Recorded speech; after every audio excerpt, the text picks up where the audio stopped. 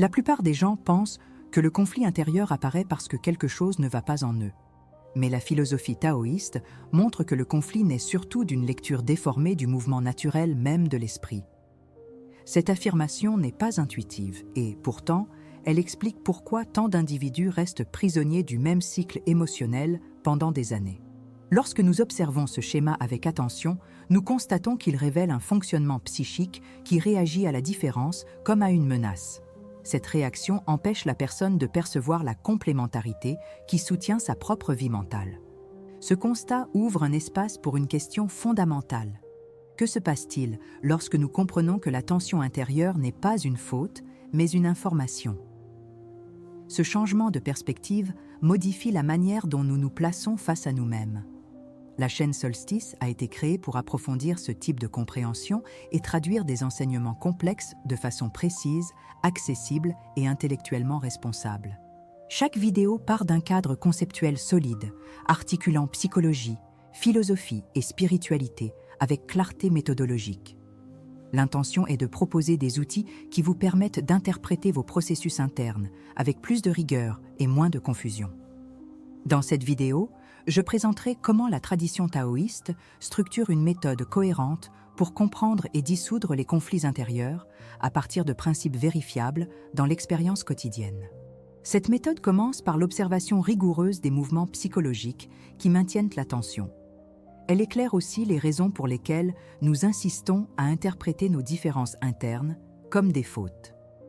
En reconnaissant ce schéma, nous ouvrons un espace à des processus de résolution plus stables.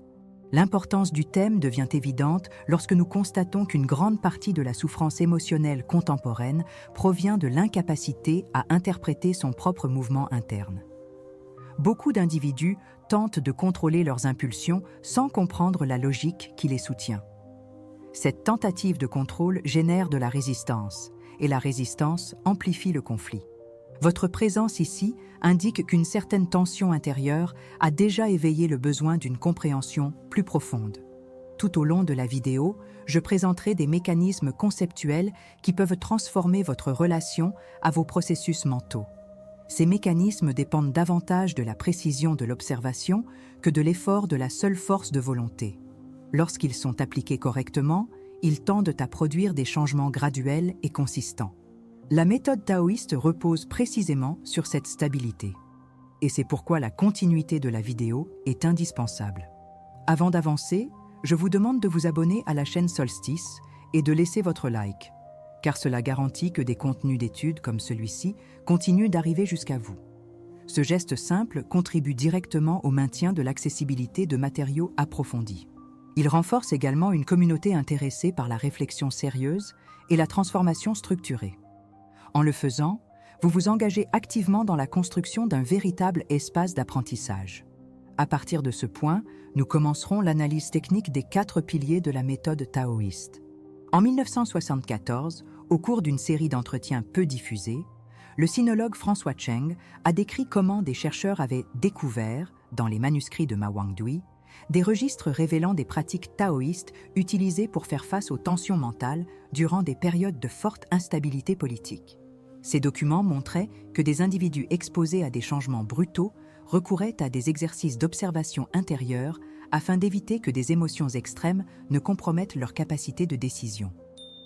Ce fait surprend, car il montre que le conflit intérieur était compris comme un composant structurel de la vie psychique, et non comme une faute personnelle. Cette constatation fournit le premier élément de notre exposé du thème. La tension que nous ressentons aujourd'hui a des racines anciennes et des schémas identifiables. Lorsque nous saisissons ce point, nous comprenons que nous ne traitons pas seulement de questions contemporaines, mais de mouvements humains récurrents. Ce rapprochement historique crée un terrain solide pour analyser les polarités internes à la lumière du taoïsme. Au cours de l'analyse des mêmes manuscrits, les chercheurs ont observé que les pratiquants taoïstes décrivaient les moments critiques comme des instants de double inclination, où 2 tendances légitimes se disputaient la priorité sans qu'aucune ne soit intrinsèquement juste. Cette description révèle une tension spécifique entre l'impulsion et le discernement, perceptible dans les contextes modernes de choix professionnels, de relations complexes ou de surcharge émotionnelle. Le point essentiel ici est que le conflit n'était pas raconté comme une erreur, mais comme le signe d'un système interne en tentative de réorganisation. Cette approche différait radicalement de la manière dont de nombreuses traditions psychologiques initiales traitèrent le conflit, souvent associé au désajustement. La perspective taoïste, au contraire, proposait un cadre fonctionnel. Elle reconnaissait dans la tension l'indicateur d'un esprit qui cherche à intégrer des directions divergentes. Un épisode particulièrement marquant apparaît dans les notes d'érudits de la dynastie Han, qui rapportent comment un conseiller impérial, confronté à des ordres contradictoires, consacra un bref intervalle à des pratiques d'observation intérieure avant de répondre à l'empereur. Cet intervalle n'était pas rituel, il était stratégique, car il lui permettait de désidentifier sa réaction immédiate de la décision à prendre. Cette attitude illustre la valeur accordée à la création d'un espace psychologique entre le stimulus et la réponse. Elle évitait des décisions impulsives et empêchait aussi que des émotions non élaborées n'interfèrent avec le jugement. La pertinence de ce témoignage pour nous réside dans la clarté avec laquelle il illustre le processus de décentration. Il offre un modèle concret d'application de ce que l'on appelle aujourd'hui l'observation impartiale. Lorsque nous inscrivons ces éléments dans le flux, nous constatons que le conflit n'apparaît pas comme un obstacle, mais comme une composante naturelle du système humain de traitement. Le conflit surgit lorsque le sujet repère deux tendances légitimes en concurrence pour l'espace, sans savoir encore comment les intégrer. Ce moment de suspension est inconfortable, mais crucial. Il représente la transition entre la tension initiale et la possibilité de synthèse. Le taoïsme considère cette ambiguïté comme un état provisoire et non comme une défaillance du fonctionnement. À partir de là, l'esprit peut réorganiser l'information de manière plus large. Il est important de noter que nombre des conflits décrits dans ces archives trouvaient leur origine dans des attentes sociales opposées, ce qui fait écho directement à la situation contemporaine. Aujourd'hui, les exigences de productivité, de soin de soi, de performance sociale et de stabilité émotionnelle génèrent des pressions qui entrent en compétition. Lorsque ces pressions s'accumulent, l'individu tend à interpréter sa tension comme une incapacité personnelle. La méthode taoïste révèle pourtant que le problème réside dans la lecture déformée des polarités, et non dans leur existence. Cette interprétation erronée amplifie l'inconfort. En renouant avec les archives historiques, nous constatons que la difficulté est structurelle, non individuelle. Cette compréhension diminue la culpabilité et accroît la lucidité. À partir de ce point, il devient possible de différencier une tension saine d'un conflit désorganisé. La tension saine est celle qui signale un mouvement interne et un besoin de synthèse. Le conflit désorganisé apparaît lorsque l'individu interprète ce mouvement comme la preuve d'une faute. Cette distinction était centrale dans la pratique taoïste classique, car elle définissait le type d'intervention nécessaire. Elle montre également pourquoi de nombreuses tentatives modernes visant à éliminer les conflits produisent encore plus de résistance. À l'inverse de cette tendance, le taoïsme travaille avec la réorganisation et non avec la suppression. Lorsque nous ne comprenons pas la logique du conflit intérieur, nous avons recours à des stratégies qui semblent efficaces à court terme, mais qui produisent une usure cumulative. Une forme courante est la suppression émotionnelle, où l'individu tente de faire taire une partie de lui-même afin de maintenir une image de contrôle. Les recherches en psychologie montrent que la suppression tend à augmenter l'activation physiologique et la récurrence des pensées indésirables, ce qui intensifie la tension intérieure. Une autre stratégie est la distraction permanente, dans laquelle la personne remplit chaque intervalle de stimuli pour éviter le contact avec sa propre ambivalence. Cela crée une dépendance aux stimulations externes et réduit la capacité d'autorégulation, parce que le système interne n'apprend jamais à se réorganiser par lui-même. Il est également fréquent de recourir à l'auto-jugement moral, où l'une des parties du conflit est étiquetée comme faible, mauvaise ou immature. Cette attitude fragmente encore davantage le psychisme, renforce la culpabilité et rend le conflit moins accessible à la transformation consciente. De nombreuses approches de développement personnel renforcent ces stratégies en promettant l'élimination rapide du doute, remplaçant la complexité intérieure par des slogans de volonté. En pratique, ce modèle encourage le sujet à choisir un côté de la tension et à soutenir ce choix par la répétition de phrases motivationnelles. Le problème est que la partie rejetée ne disparaît pas, elle se déplace simplement vers des couches moins conscientes, d'où elle continue d'influencer décisions et réactions. Le résultat est souvent un schéma d'auto-sabotage, dans lequel la personne affirme désirer une direction, mais agit à maintes reprises en sens inverse. Du point de vue taoïste, ce type de solution est dissonant parce qu'il rompt la possibilité de dialogue entre les polarités internes. Au lieu de promouvoir l'intégration, il consolide une guerre silencieuse dans laquelle aucune des parties n'est réellement entendue. C'est pourquoi il est nécessaire d'une méthode qui préserve la légitimité des parties en conflit et réorganise la relation entre elles, plutôt qu'un modèle qui cherche à les réduire au silence. La proposition que nous allons utiliser combine 3 éléments centraux inspirés du taoïsme et étayés par des résultats de la psychologie contemporaine. Ces 3 étapes agissent directement sur les schémas automatiques de pensée dichotomique, la régulation émotionnelle déficiente et la prise de décision impulsive. Les études sur l'étiquetage émotionnel indiquent que nommer avec précision ce que l'on ressent réduit l'intensité de l'activation neuronale associée à la menace. Les recherches sur la pleine conscience montrent que l'observation des états internes sans jugement diminue la réactivité et accroît la flexibilité cognitive. Les interventions de microdécision, quant à elles, indiquent que de petits choix répétés de façon cohérente produisent des changements plus stables que de grandes résolutions soudaines. En intégrant ces 3 éléments, nous créons une procédure pratique qui réorganise l'expérience intérieure sans recourir à la répression ni à la dramatisation. Dans le premier élément, la nomination des polarités, l'objectif est de sortir de la confusion informe et de cartographier avec rigueur les 2 forces qui soutiennent le conflit. Au lieu de noter seulement que l'on se sent anxieux, l'individu identifie, par exemple, le désir de sécurité et le désir d'expansion ou de découverte coexistant dans une même situation. Cette formulation transforme une sensation diffuse en une structure compréhensible, ce qui réduit déjà le sentiment de chaos interne. Travailler avec des paires clairement définies facilite la perception que les 2 tendances possèdent des fonctions adaptatives dans des contextes différents. Cela rompt l'habitude mentale de classer l'une comme totalement juste et l'autre comme totalement erronée. En décrivant les polarités par écrit, de préférence avec des exemples concrets, le sujet ancre le processus dans des éléments observables plutôt que dans des impressions vagues. Ce repérage prépare le terrain pour les autres éléments, car ce qui est reconnu avec clarté devient plus disponible pour une réorganisation consciente. Dans le deuxième élément, l'observation impartiale, le centre de gravité se déplace de l'analyse conceptuelle vers l'expérience directe de ce qui se passe dans le corps et dans l'esprit lorsque le conflit est activé. Ici, l'individu suit la respiration, la tension musculaire, le flux de pensée et l'oscillation des émotions, sans chercher à modifier quoi que ce soit dans un premier temps. Cette attitude manifeste une diminution de la réactivité émotionnelle par l'adoption d'une posture de curiosité ouverte.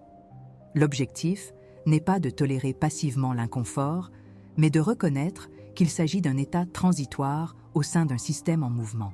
Lorsque la personne parvient à rester quelques minutes dans ce mode d'observation, elle commence à percevoir que les polarités ne sont pas des blocs rigides, mais des flux qui varient en intensité. Cette perception réduit la peur d'être dominée par l'une des parties et affaiblit l'impulsion de tout contrôler immédiatement. Ce faisant, l'espace psychologique entre le sujet et ses contenus internes s'élargit, ouvrant la voie à des décisions plus stables.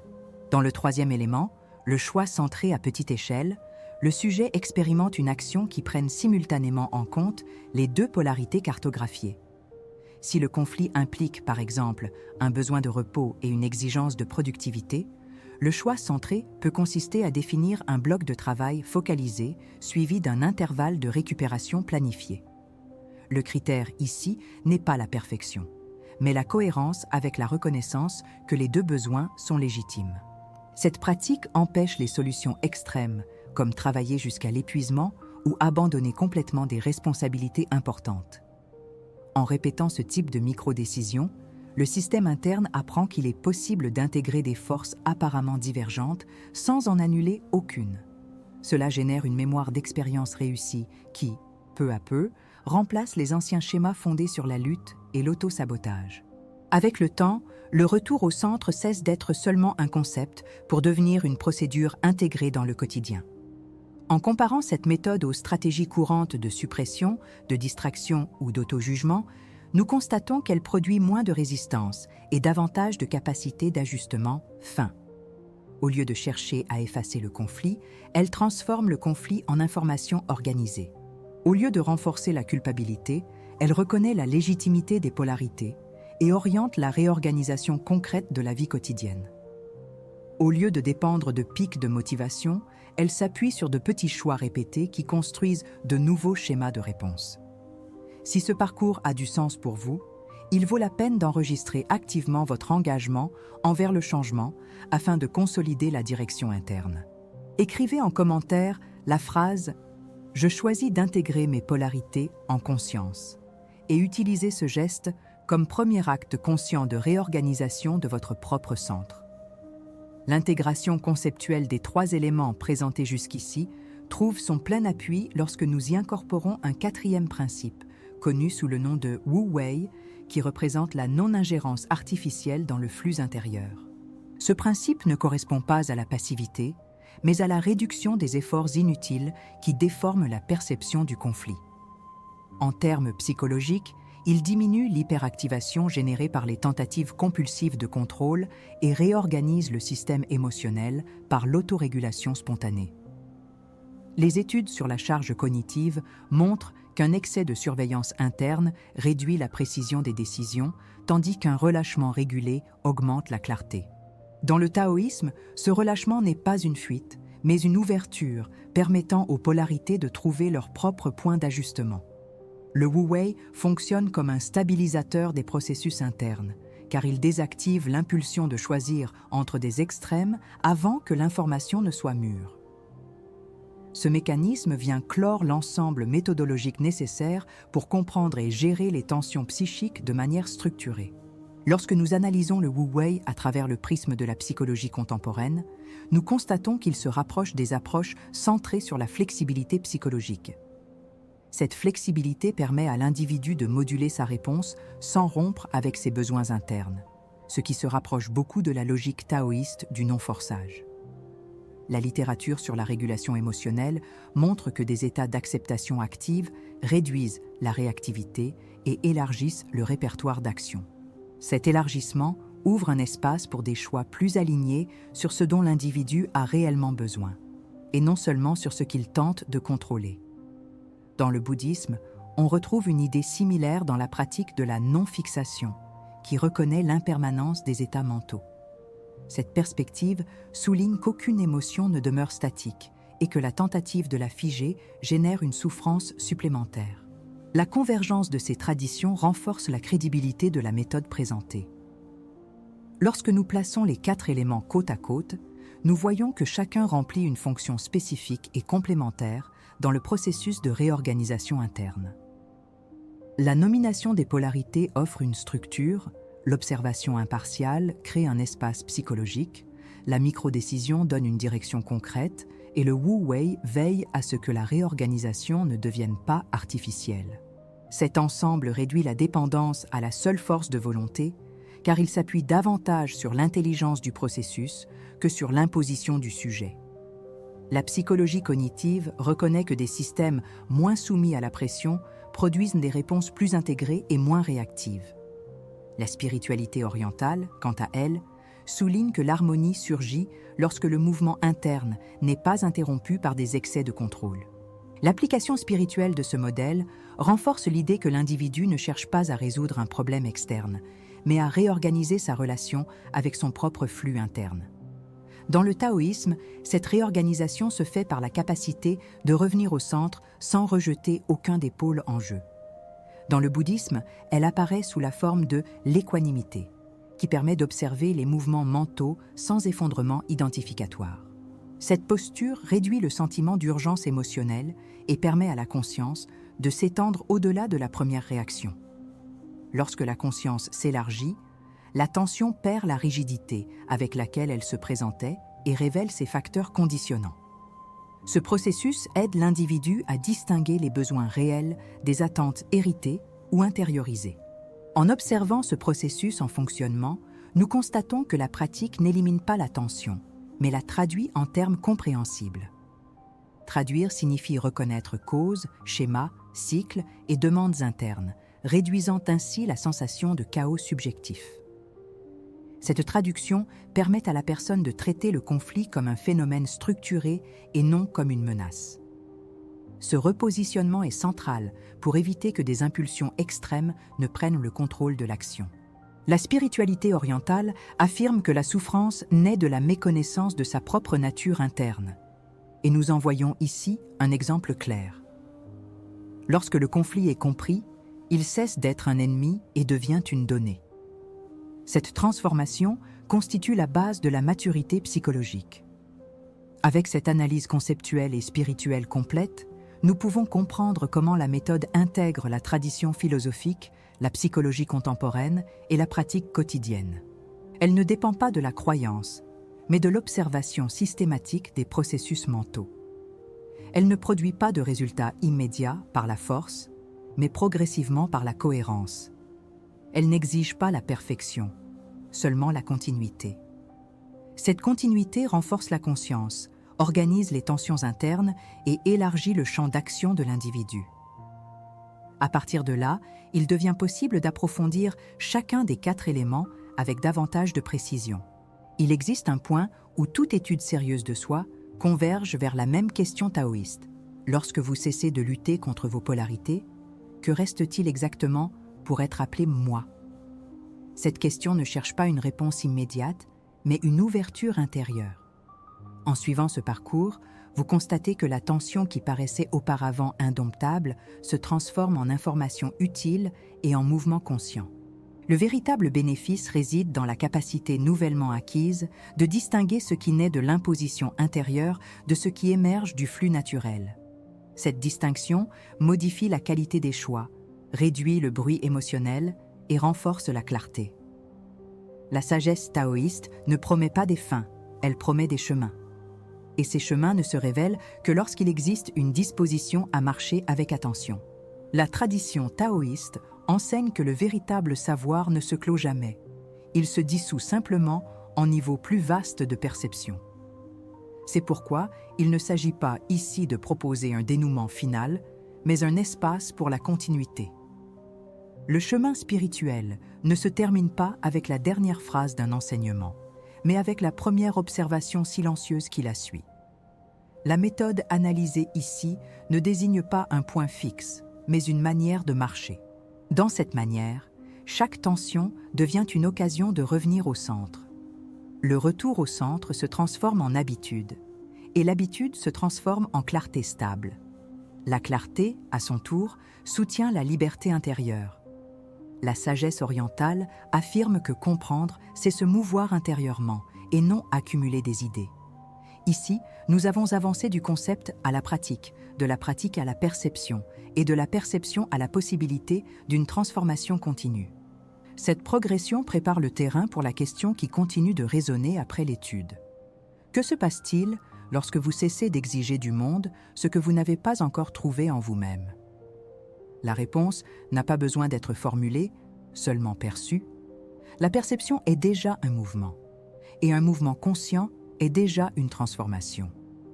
La transformation demeure même lorsque l'étude s'achève. Si quelque chose en vous s'est réorganisé au cours de cette traversée, laissez ce changement se déployer à son propre rythme. Il n'est pas nécessaire de conclure quoi que ce soit, ni de décider quoi que ce soit maintenant. Il suffit de remarquer. Remarquer est suffisant pour initier une transformation qui ne dépend pas d'un effort excessif. C'est ainsi que le Tao opère. Sans imposition, sans dramatisation, sans résistance. L'apprentissage s'approfondit lorsqu'on lui permet d'exister sans être pressé. C'est l'invitation implicite de cette clôture. Enfin, laissez votre réflexion circuler dans l'espace partagé. Écrire sur sa propre expérience renforce la compréhension et crée un champ collectif d'investigation. Si vous le souhaitez, partagez dans les commentaires ce qui s'est le plus révélé pour vous au fil de cet enseignement. Votre expression peut éclairer le chemin d'autres personnes qui traversent des tensions semblables. L'échange d'expériences maintient l'étude vivante et élargit la conscience de tous les impliqués. L'auto-exploration silencieuse se poursuit après la vidéo, au rythme qui est naturel pour vous. Et si vous vous sentez en affinité avec cette démarche, restez proche tandis que nous continuons à approfondir ce chemin.